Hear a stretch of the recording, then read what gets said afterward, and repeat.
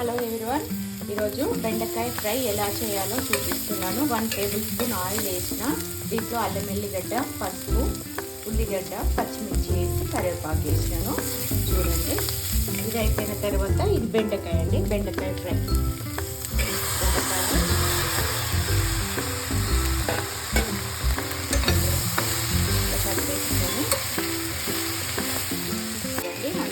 కలిపేసుకొని బెండకాయ కూడా చూడండి, ఇది ఎంత క్వాంటిటీ ఉందో చూసిన తర్వాత బెండకాయ కలర్ కూడా చేంజ్ కాదండి. ఇది బెండకాయ టమాటా కర్రీ. ఇది ఒకసారి మూత పెట్టేసుకుందాము. మూత పెట్టుకొని 98 వరకు పెట్టుకోండి, సిమ్లోనే పెట్టుకోండి. ఇది 24 ఈ రేషియో అవుతుంది. టమాటా కూడా వేసుకున్నామండి. వేసుకొని ఇట్లా కలిపి ఒక్కసారి, ఇది కలర్ కూడా చేంజ్ అవ్వలేదు. క్వాంటిటీ కూడా చూడండి ఎంత ఉందో అంతానే ఉంది. షింకేజ్ అనేది కాలేదు. అంటే మన ఏఎంసీ కుక్కర్ నాన్ పోరస్ కాబట్టి దీంట్లో పోరస్ ఉండదు కాబట్టి లోపలికి అనేది పీల్చుకోదు. దీనివల్ల బెనిఫిట్స్ కూడా చాలా ఉన్నాయండి. విటమిన్స్ మినరల్స్ లాస్ అవ్వకుండా ఉంటుంది కాబట్టి కలర్ అనేది చేంజ్ అవ్వదు, కలర్ఫుల్గా ఉంటుంది. ఇప్పుడు 98 వరకు పెట్టి పని చేసుకుందామండి. ఇప్పుడు బెండకాయ టమాటా కర్రీ రెడీ అయిపోతుంది.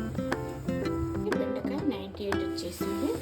ఇప్పుడు మనము చూడండి, బెండకాయ కలర్ చేంజ్ అవ్వలేదు, టమాటా కూడా మెత్తగా ఉడికిపోయింది. ఒక్కొక్కసారి మేము టమాటాల వల్ల కొన్ని ఉడకవు, కానీ మెత్తగా ఉడికిపోయింది. కొంచెం ధనియాల పొడి ప్లస్ కొంచెం కొత్తిమీర చేసేసుకొని బంద్ చేసుకోవడమే. బెండకాయ టమాటా కర్రీ రెడీ అయిపోయింది. చూడండి, కలర్ కూడా చేంజ్ అవ్వలేదు, ఎంత బాగుందో చూడండి. కంప్లీట్. చూడండి, ఇది మొత్తం ఇట్లా అతుక్కున్నది కూడా వచ్చేస్తుందండి. చూడండి, మీరు ఏం టెన్షన్ పడాల్సింది ఏం లేదు, మొత్తం వచ్చేస్తుంది. ఇట్లా వేసినా కానీ చూడండి, స్టిక్ అయినా కానీ మొత్తం వచ్చేస్తుంది. కలర్ కూడా చేంజ్ అవ్వదు, స్మెల్ మాడిపోయిందని కూడా రాదు, మొత్తం ఇట్లా వచ్చేస్తుంది. చూసారా, బెండకాయ టమాటా కర్రీ రెడీ అయిపోయింది. ఇప్పుడు మనము బంద్ చేసుకుంటాం. ఓకేనా?